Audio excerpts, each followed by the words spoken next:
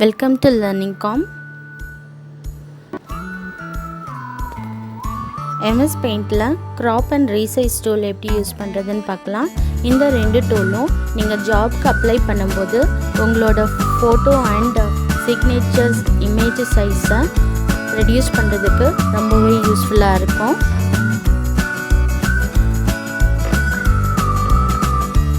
So உங்களோட paint ஸ்க்ரீனை open பண்ணிக்கோங்க.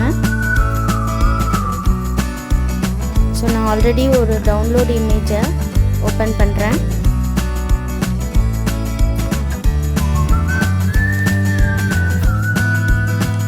ஸோ செலக்ட் ஆப்ஷனை கிளிக் பண்ணி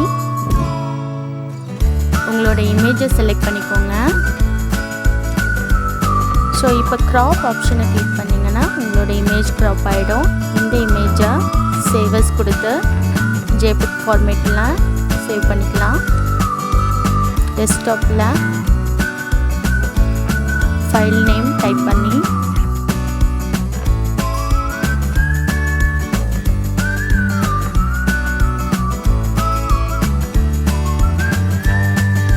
ஸோ நீங்கள் ஃபைல் நேம் கொடுத்து ஜேபிக் டைப்பில் சேவ் பண்ணிக்கோங்க. இப்போ உங்கள் சைஸ் பார்த்திங்கன்னா 39.5 கேபியில் இருக்குது.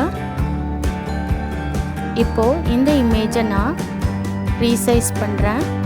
ஸோ என்னோடய கேபி சைஸை நான் டிக்ரீஸ் பண்ணுறேன். நீங்கள் பர்சன்டேஜில் ரெடியூஸ் பண்ணிக்கலாம், இல்லைனா பிக்சல் யூஸ் பண்ணிக்கலாம். நான் பர்சன்டேஜ் யூஸ் பண்ணி ஒரு 80% கொடுக்குறேன். ஸோ ஓகே கொடுத்தீங்கன்னா உங்களோட ஃபைல் சைஸ் ரெடியூஸ் ஆகிடும். நெக்ஸ்ட்டு சிக்னேச்சர் இமேஜை ஓப்பன் பண்ணுறேன்.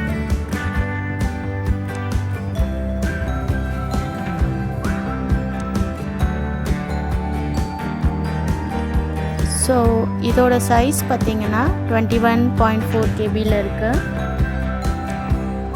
இப்போ நான் ரீசைஸ் ஆப்ஷன் செலக்ட் பண்ணி இதோட சைஸை டிக்ரீஸ் பண்ணி சேவஸ் கொடுத்தீங்கன்னா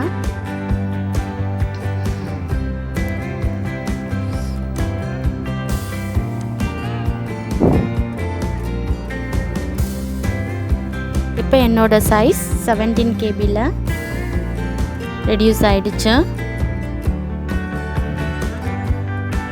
ஸோ டெஸ்க்டாப்பில் நான் சேவ் பண்ண ஃபோட்டோவோட சைஸ் பார்க்கலாம். ஸோ ப்ராப்பர்ட்டிஸில் போய்ட்டு பார்த்திங்கன்னா உங்களோட ஃபோட்டோ சைஸ் ரெடியூஸ் ஆகிருக்கும். அதே மாதிரி சிக்னேச்சரோட ஃபோட்டோ சைஸும் ரெடியூஸ் ஆகிருக்கும்.